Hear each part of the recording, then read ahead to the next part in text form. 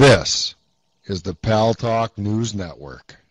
The views expressed are solely those of the speaker and not necessarily those of Paltalk.com, AVM Software, or its advertisers.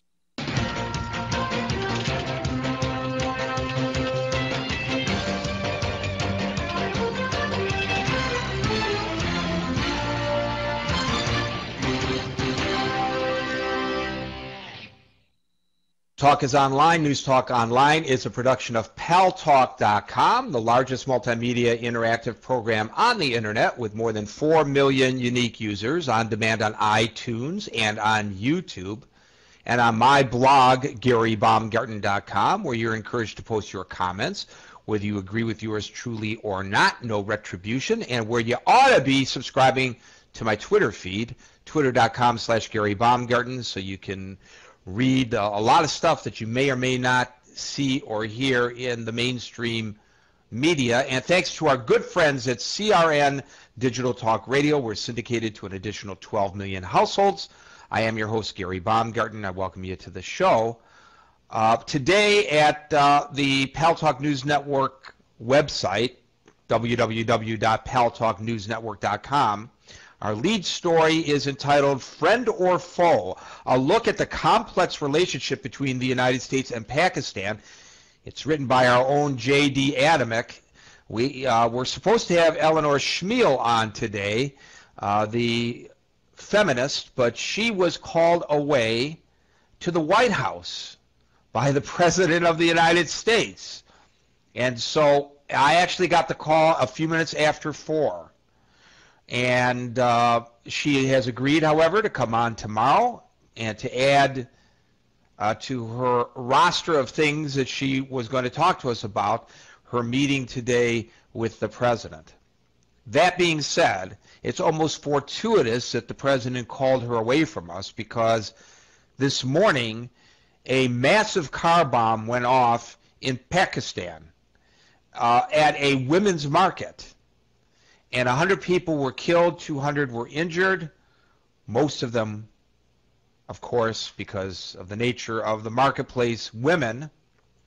This came at a time when Secretary of State Hillary Clinton was in Pakistan talking about the renewed efforts between the United States and the Pakistani government to put down militant fundamentalist Islamic fanatics who have been wreaking havoc both in Pakistan and Afghanistan and elsewhere in the world. And one wonders, though, sometimes where Pakistan really stands with regard to the United States, because it's a very complex situation, as suggested by the headline of the story today. So I asked Jerry Adamick to join us here on News Talk Online on Paltalk.com to give us his take on what's going on in Pakistan, and we're going to take a look at Afghanistan as well. Jerry, thank you once again for joining us here on Paltalk, on News Talk Online on the Paltalk News Network.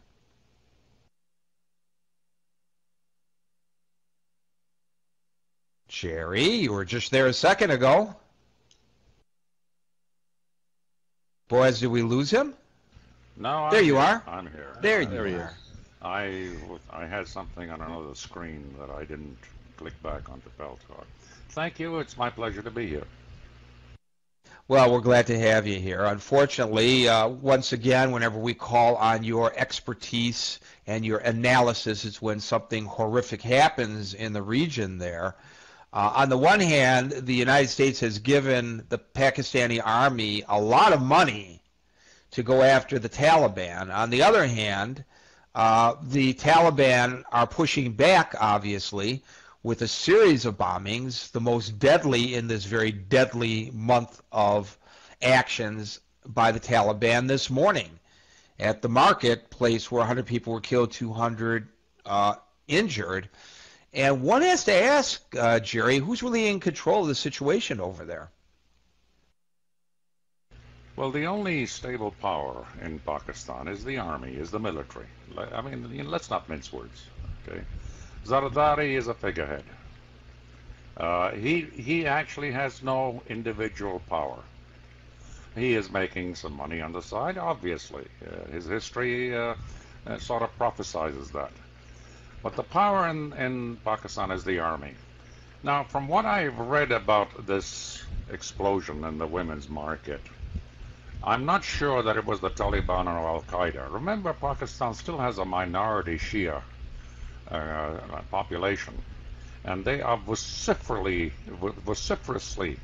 anti-anything Sunni, and of course aided and abetted by Iran. So I'm not sure who I would credit, God help me, I hate that word, with this bombing, though it will come out. I personally suspect it is the Shia minority trying to lay claim to whatever they think they are owed. Well, regardless of whether this particular bombing was the work of the Taliban or not, and if the Shia are also wreaking havoc, I guess it speaks to the fragile nature of the civil authorities, the civil government there in Pakistan. And we now know, or we believe, that Osama bin Laden and his cronies are there in northwestern Pakistan on the border with Afghanistan, hiding out.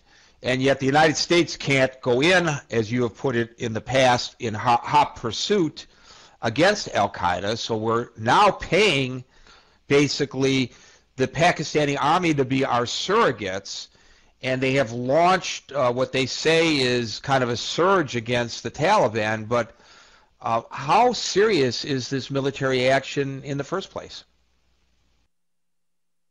Well, to my way of thinking, it is a sop to the U.S.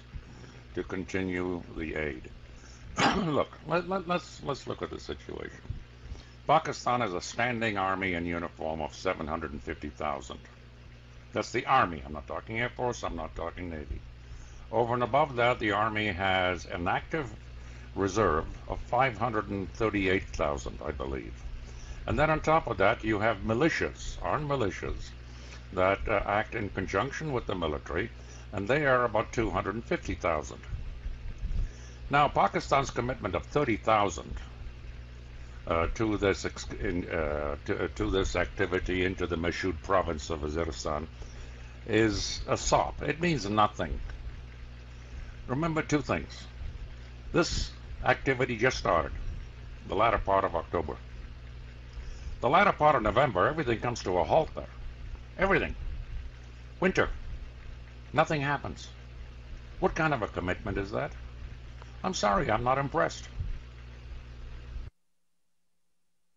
So do they do just the bare minimum that they have to do to get the headlines so that the money keeps coming in from the United States? And if that's the case, is this well spent money or is it ill spent? Well, that's a very difficult question. If with this money,